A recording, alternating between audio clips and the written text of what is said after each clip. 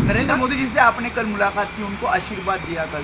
हमारे पास आए थे, उन्होंने प्रणाम किया। हमारा नियम है, हम लोग आशीर्वाद देंगे, जो आएगा उसको आशीर्वाद देते हैं। नरेंद्र मोदी जी हमारे दुश्मन थोड़े हैं, सदा उनके हित की बात कह रहते हैं। जब उनसे कोई गलती हो जाती है तो हम उसको भी कहते हैं। देखिए, हम सब लोग हिंदू धर्म के, सनातन धर्म के पालन करने वाले लोग हैं। हमारे यहाँ पुण्य पाप की भावना बताई गई है।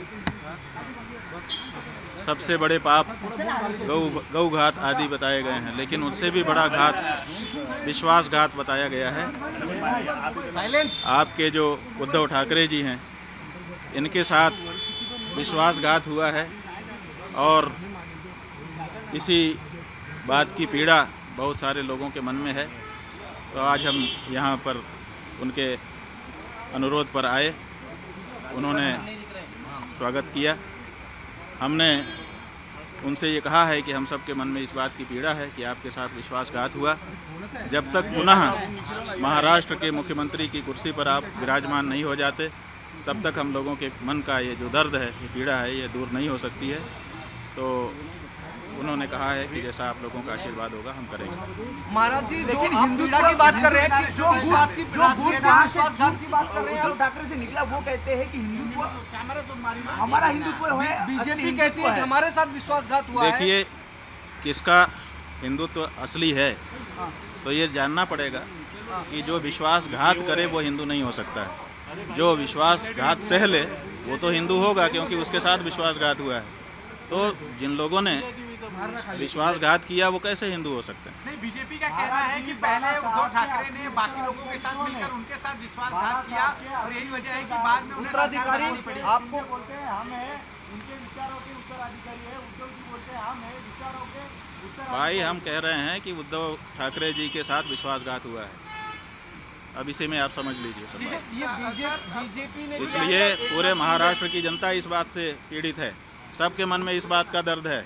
चुनाव में इस बात का पता भी चल चुका है।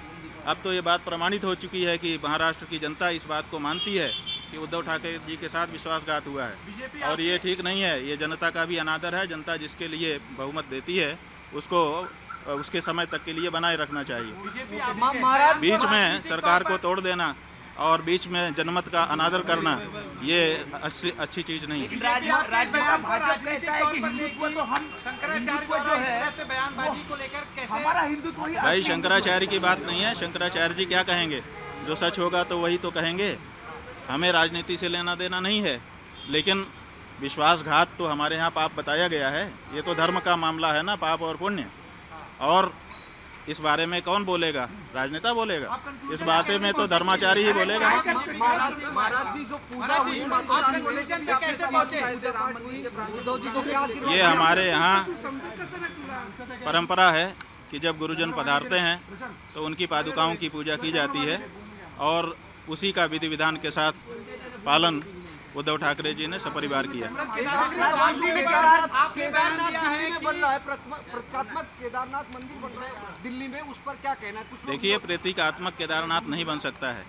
हमारे यहाँ शिव पुराण में 12 ज्योतिर्लिंग का व्याख्यान किया गया है। बताया गया है कि 12 ज्योतिर्लिंग होते हैं।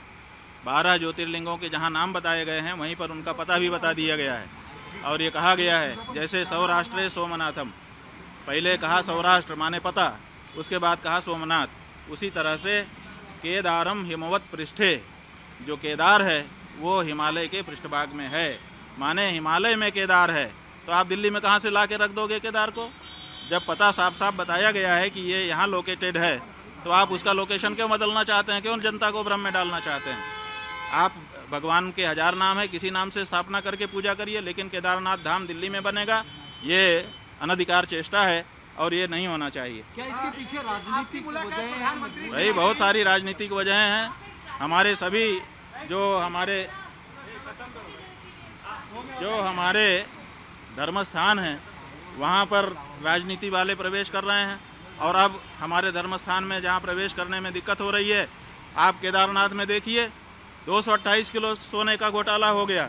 आप पत्रकार लोग क्यों नहीं उठाते हो? तो जब वहाँ पर घोटाला हो गया तो अब आप दिल्ली में केदारनाथ बना लोगे, वहाँ पर फिर दूसरा घोटाला करोगे। 228 किलो सोना केदारनाथ से गायब कर दिया गया। ये कहाँ का नियम है? क्यों नहीं उठाते हो प्रेस वाले इस बात को? आज तक कोई जांच तक नहीं बैठाई गई। 228 किलो सोना का घोटाला केदारनाथ में हो गया। कौन जिम्मेदार है? क्यों इस बारे में जांच नहीं होती है? क्यों भाई इस बारे में निर्णय नहीं होता है? और अब आप कहेंगे हम दिल्ली में ही केदारनाथ बना लेंगे, ये नहीं हो सकता। नरेंद्र मोदी जी से आपने कल मुलाकात की, उनको आशीर्वाद दिया कल? हाँ, वो हमारे पास आए थे, उन्होंने प्रणाम किया। हमारा नियम है, हम लोग आशीर्वाद देंगे, जो आएगा उसको आशीर्वाद देते हैं। नरेंद्र मोदी जी हमारे दुश्मन थोड़े हैं, हम उनके हितैषी हैं, सदा उनके हित की बात कह रहते हैं। जब उनसे कोई गलती हो जाती है तो हम उसको भी कहते हैं कि तुमसे ये गलती हो रही है। आपको लगता है वो हमारे दुश्मन नहीं है। उद्धव जी ने आपके जरिए बीजेपी के साथ वापसी को लेकर ऐसी कोई बातचीत? नहीं, हमारे जरिए हम कोई लाइजनर नहीं है। हमको श्रद्धा पूर्वक उन्होंने बुलाया था।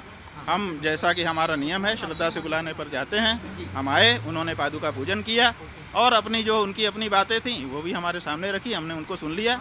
ये जो बात हम कह रहे हैं वो हम अपने मन की बात कह रहे हैं और पूरे महाराष्ट्र की जनता की बात है।